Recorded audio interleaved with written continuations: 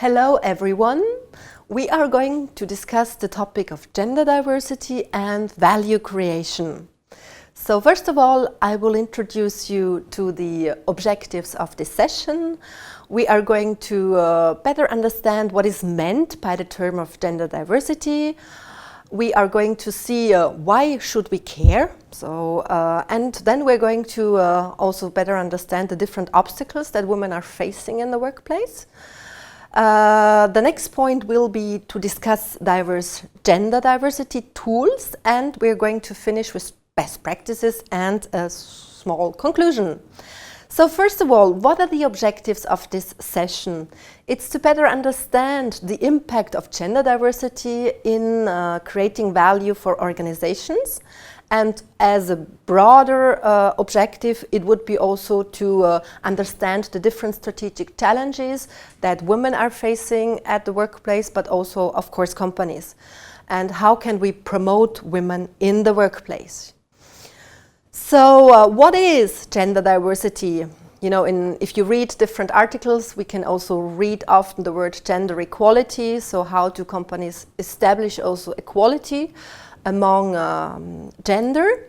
So first of all, I would like to cite that the overall objective would be also understanding gender and understanding differences. We have since a lot of years already gender studies. I'm not going into this field during this presentation. But we have to take into account that gender is something that is culturally and then, of course, socially constructed. So socialization and the society and education do have an impact on the way we see gender. So as the famous French philosopher and writer and feminist, also Simone de Beauvoir, said, a person is not born, but rather becomes a woman. So this really illustrates also the fact that it's a social construction. So I said before that we distinguish sometimes between the two terms of gender equality and gender diversity. So gender equality means the equal treatment of men and women and no discrimination. Gender diversity is to understand and to appreciate also gender differences and to implement actions. Sometimes they are voluntary, sometimes they are less voluntary. So to implement actions to promote women in the workplace. Why should we care? So why is it important, and how does gender diversity add value also to a company?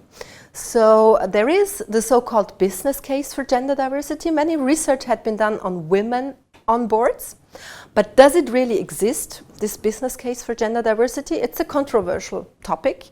Some say yes, some say no. So some say even there is a negative relation. But we have in France, for example, Belghiti Mahut, who was elaborating the business case for the French, let's say, environment. There are some arguments for, but there are also some arguments against.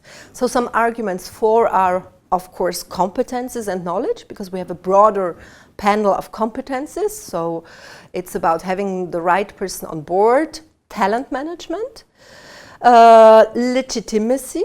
So that means also that a company can, of course, communicate on the fact that they are promoting women in the workplace, sometimes criticized also as window dressing. And we can see also that decision-making processes are different, and of course women bring probably also other opinions, another background to an organization. There are also some arguments against. So we can see probably the most important issue that comes up, that is about positive discrimination, quotas, the use of quotas. And many people argue that in this case we do not take into account the competences. Sometimes we can also use the example of costs, because it might generate costs to implement gender diversity in the workplace. Some people consider it also as unfair, and probably also some would argue that in some sectors or for some jobs it's simply not possible. And probably another reason would also be to say, okay, maternity issues, parental leave would probably have a negative impact on the organization and the way we are organizing work. Obstacles for women, there are many out there. So first of all, stereotypes, cliches, education and society. So we have a lot of stereotypes about women in the workplace and also about successful women. I'm just citing a few of them. You know, the ice queen. So women are very, very cold if they are successful. They are single, they are lonely, they are very masculine, so more the masculine type.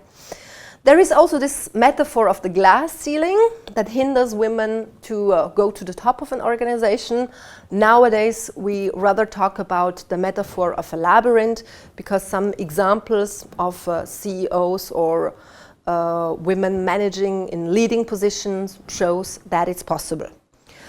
Cultural resistance and social norms, of course, lack of role models because we do not have a lot of role models out there, lack of work-life balance, lack of networking. It is also supposed to be an important tool for career advancement in organizations, and it is also proven that women are less involved in networking activities.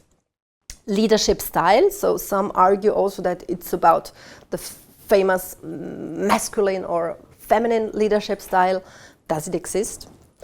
A lack of negotiation, so also it is, women are supposed to be the less successful negotiator. And then we have different gender diversity tools. So what can companies and organizations do if they would like to promote women in the workplace? So first of all, this is a French tool that is called the Equality Label. So companies who would like to promote women in the workplace, they can get this label, so they have to fulfill different criteria. So nowadays we have more than 50 companies that are labelized, and there are big companies like Alcatel-Lucent, Société Générale, but also smaller companies like RMA, which is a company here in Nantes. They are really very keen to promote women in the workplace. We have also the Parenthood Charter, so companies who would like to promote women in the workplace, they would like to promote work-life balance, they can sign also this Parenthood Charter. And nowadays we have more than 400 enterprises in France that have actually signed this charter. We have other tools, of course, like coaching, mentoring programs, training and development initiatives to put also forward role models, so women who were successful, who are successful, networks, and also employee resource group. For example, networks, Women at Renault, or also Audencia pour elle, so also universities and schools of management do have their own associations who are promoting alumni and, of course, students. Work-life balance initiatives, home office, so flexible working hours, flexible also working schedule like flex time, childcare arrangements, jobs sharing, just to share a few possibilities with you. And I would like to point out also a few past practices. So these are French and international companies like Deloitte, Areva and Sodexo. And we can see also that a topic that is often quite neglected is also the engagement of men, let's say, in gender equality and diversity. For example, in Deloitte, there is a special training for all men and women on equality at the workplace. And for example, in Areva, you have a man who is in charge of equality issues. And Sodexo encourages also fathers who work part-time. Alstom and Thales, they are very keen on to have no pay discrimination between men and women. And we also have L'Oréal, who has, of course, an overall, let's say, commitment to diversity and inclusion. So mothers and fathers are more protected, or we try to pay attention when, for example, women are on a maternity leave. So when they come back from a maternity leave, they have an interview with an HR director or with their line manager.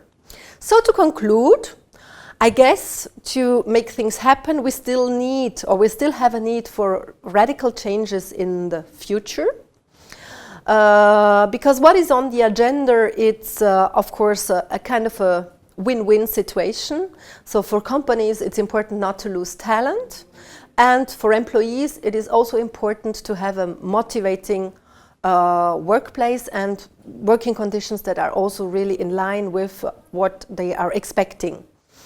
And of course, equality, but also fair treatment are basic, I would say, human needs and also human rights.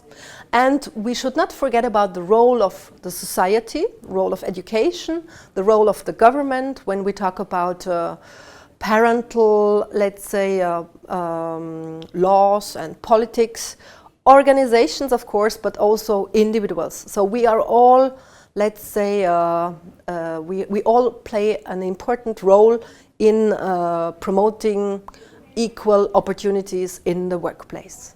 Thank you.